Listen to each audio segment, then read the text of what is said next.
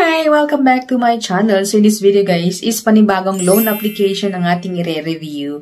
And for today's video nga guys ay i-review natin ang isang lending application na nagpapautang daw up to 50,000 pesos. But before we go on guys, sa mga hindi pa nag-subscribe dyan, mag-subscribe na, i-hit ang bell button para ma-update kayo sa upcoming videos and tutorial. And i-share na rin yung video ito and mag-comment sa baba para mapabilang kayo sa mga pag-giveaways natin, sa mga pa-Gcash giveaways. So, no more ados, let's go!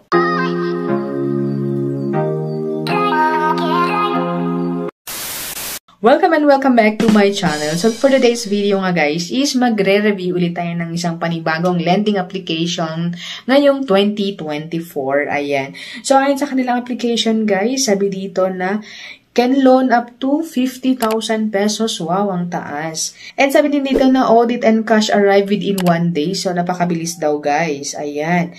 So, easy process. Ayan. Just submit your information and then approve daw agad. So, ang lending application na ito guys ay si Cashbar Online Cash Loan. Ang loan application na ito guys ay powered by Fundex Credit Lending Incorporated. Ayan, na meron silang 4.4 stars and 57 reviews. So makikita nyo sa reviews nito guys na kokonti pa lang ang nag-review. So meaning na oonti pa lang or bagong-bago pa lang ang lending application na ito. Ayan.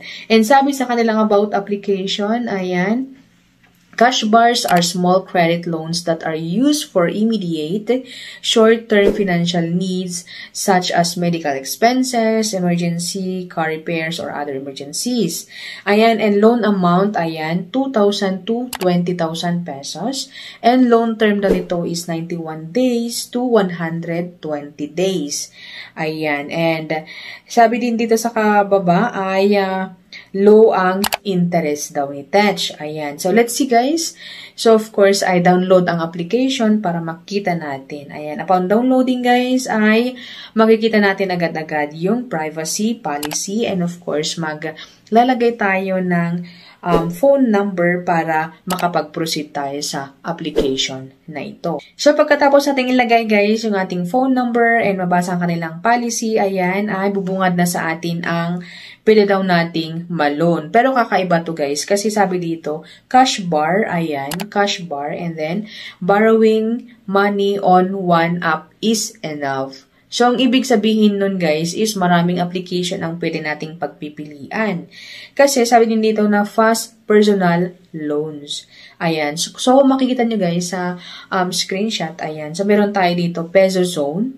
Ayan. Na pwede daw tayo makapag-loan up to 50,000 pesos and 97% yung approval. Ayan, so mataas yung approval rate nila and payable in 150 days. And then meron din silang Peso Cam, ayan, up to 20,000 pesos din yung pwedeng malone dito and 96 yung approval rate.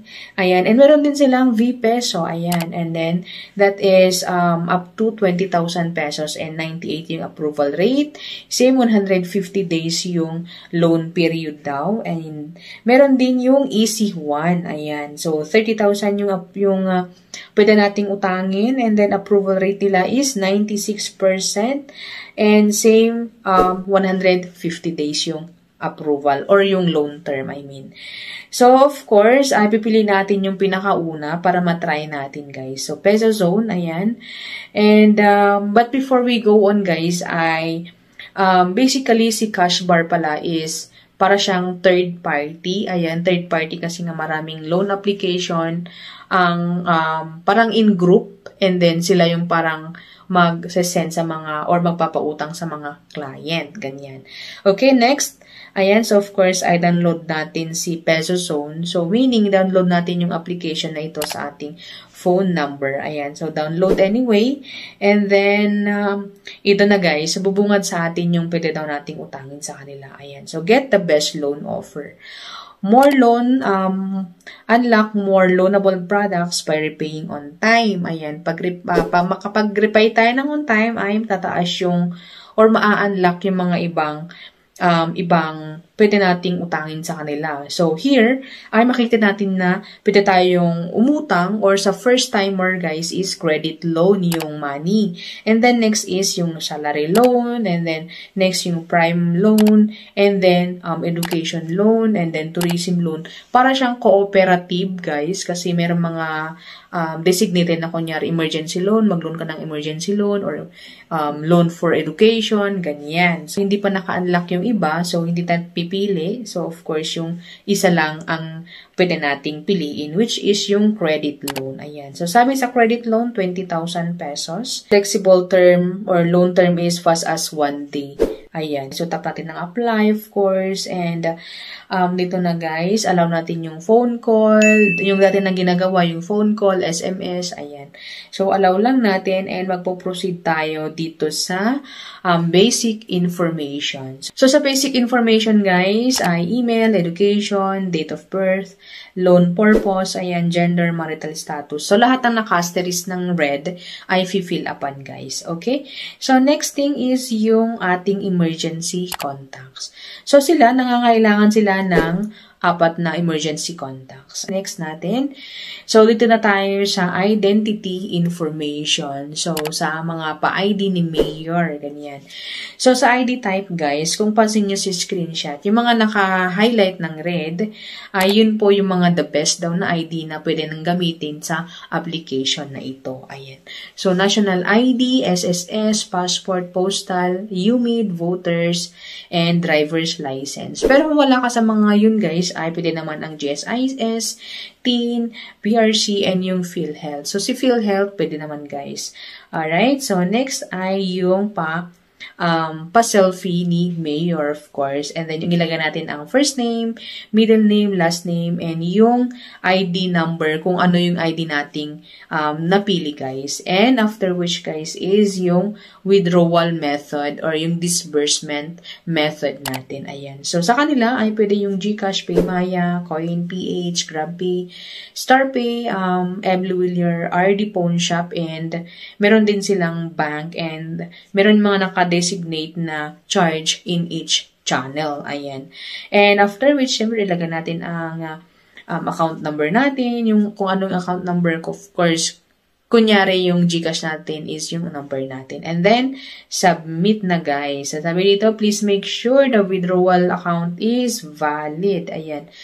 So, kailangan na valid yung mga nilalagay nating information para in case na ma-prove tayo ay hindi mamamali kung saan ipapadala yung uutangin nating pera. Ayan.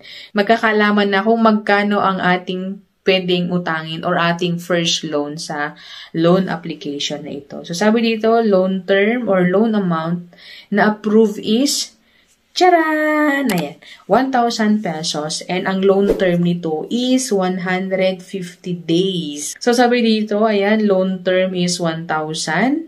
Ayan, yung mga bawas is platform service fee, 445. And payment channel fee is 25 pesos kasi nga GCash. So, ang amount receivable natin is 555. And yung loan term nito is 150 days. But, sabi dito, first installment repayment, ayan, is kung bibilangin mo ay after 7 days. Ayan. So, wag kayong maniniwala guys kung sinasabing 150 days kasi nga, yung mga application na ito ay 100%. It's either 7 days to 10 days. Ayan. So, magandang nanonood po tayo ng mga reviews tulad nito para makita natin kung talaga nga bang yung loan term nito is medyo mahaba and medyo malaki ba yung mga pinibigay sa mga client. Ayan. So, ayun na nga guys, in conclusion, si Cashbar ay isang third party na mga